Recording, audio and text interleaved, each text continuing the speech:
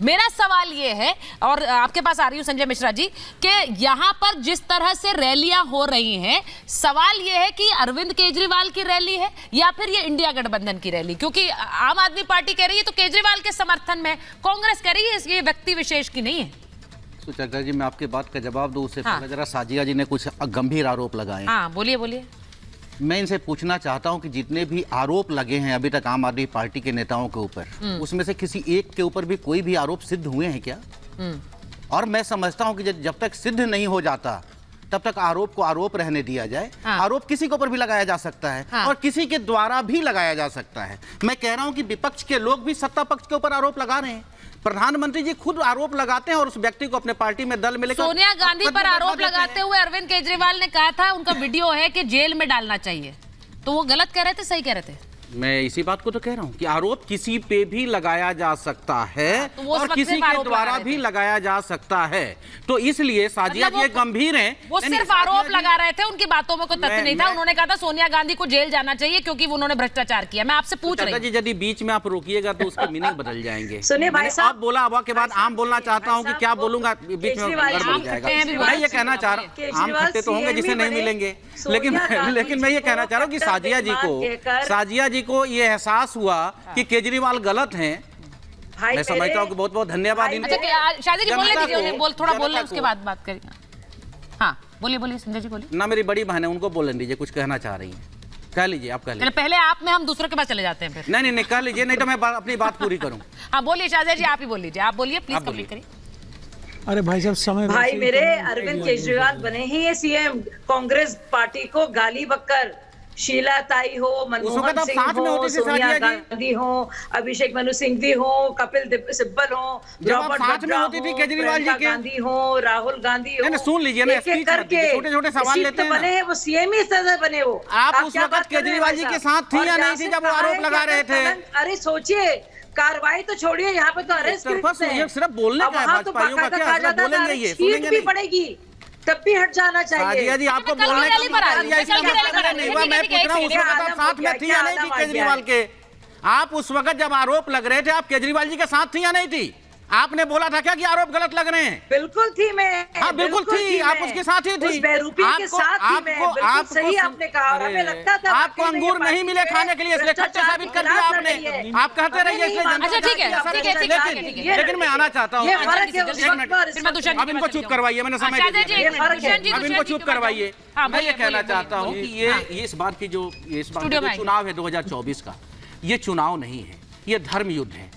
मैं बार बार कह रहा हूं कि ये धर्म युद्ध में ये तय करना होगा, जिस तरह से इंडिया गठबंधन ने तय किया कि हम धर्म की तरफ हैं। हाँ। और भाजपाइये की तरफ जाने वाले लोगों ने तय किया कि हम अधर्म की तरफ हैं। अच्छा। ये धर्म की लड़ाई होगी। और जिस तरीके से महाभारत में तब तक कृष्ण ने नियम को नहीं तोड़ा था जब तक कि अभिमन्यु को उसको फंसा करके निर्मम हत्या नहीं कर दी। और महाभारत में कौरव समझते थे कि वो सही है।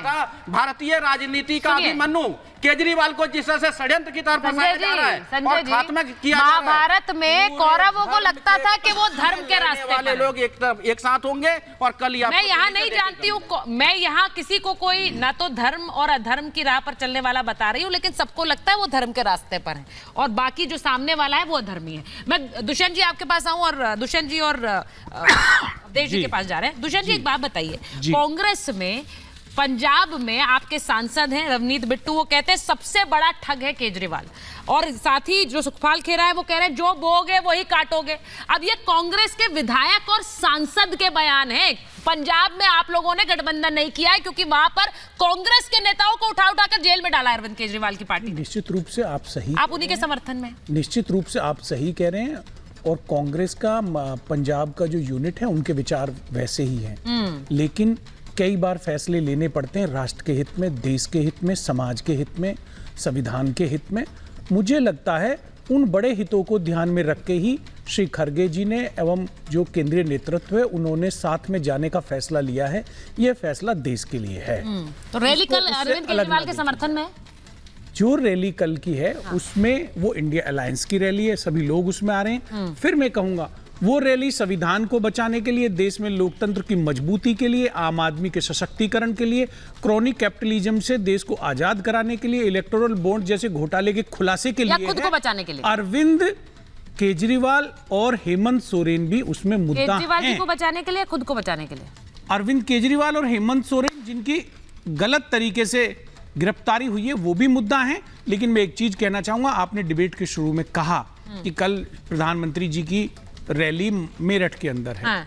और विपक्ष की इंडिया अलायंस की रैली दिल्ली में है, तो कल हो जाएगा दूध का दूध और पानी का ठीक है, पानी। मैं अवधेश जी इसी जनता पर जा रही किसके साथ है? हूं। अरविंद केजरीवाल की कल गिरफ्तारी, हेमंत सोरेन की कैमरा गिरफ्तारी, बता देगा, वो कल तस्वीर भीड़ आ बता जाएगी, देगी दोनों की धर्म पत्नियां मिल रही हैं। बहुमत की सरकार ठीक है, बनने दुष्यंत जा जी। रही है। दुष्यंत जी रैली की प्रैक्टिस अभी से कर रहे हैं। मैं ये बोल रही हूँ कि वो दोनों मिल रही हैं। मैं आपसे ये बहुत गंभीरता से पूछ रही हूँ, क्या अरविंद केजरीवाल की गिरफ्तारी वो एक पड़ाव मिल हो सकती है विपक्ष के लिए, जो अभी तक नहीं मिल पाया है, जो पूरी तरह से एकजुट कर दे, और इसीलिए वो रैली जो कल होगी उस पर सबकी नजर है? अवधेश जी।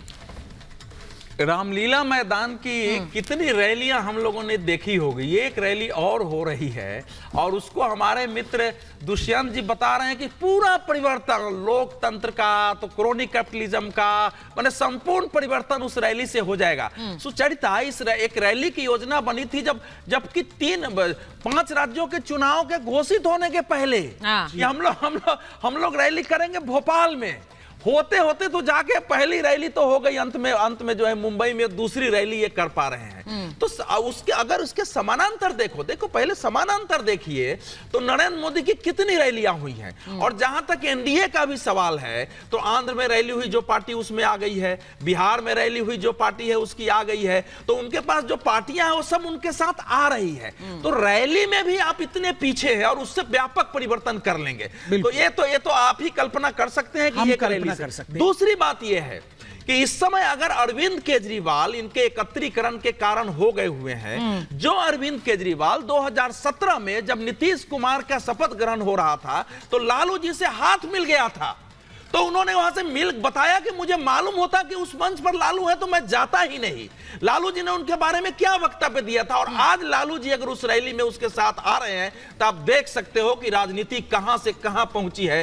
क्या भारत के लोग इसीलिए सवाल है जय जी से करेंगे? और हेमंत सोरेन क्या केजरीवाल जी ने झारखंड में, सुनिए, रांची में जाकर के सुनिए INDIA की तरफ से है या भारतीय जनता पार्टी के नेताओं ने ऐसा है मुझे मैं अगर बोल रहा हूं तथ्यों पर बात करिए कि मैं कोई बात बोल रहा हूं। केजरीवाल जी ने रांची में जाकर के सोरेन के परिवार को लूटने वाला बताया, और आज उसकी पत्नी को। अच्छा, इस तरह से बात नहीं समझ आती है, इस तरह से बात नहीं भाजपा की सरकार थी, अटल जी ने राजधर्म का पालन करने क्यों बोला था, और वो आज दिख रहा है देश को, जनता को, इसको बीच में आकर खबर आ रही है, वो जरा ले लेती हूँ। खत्म हो जाएगा। देश की जनता देख रही है। संजय जी जरा, ठीक है, देश की जनता बहुत कुछ देख रही है।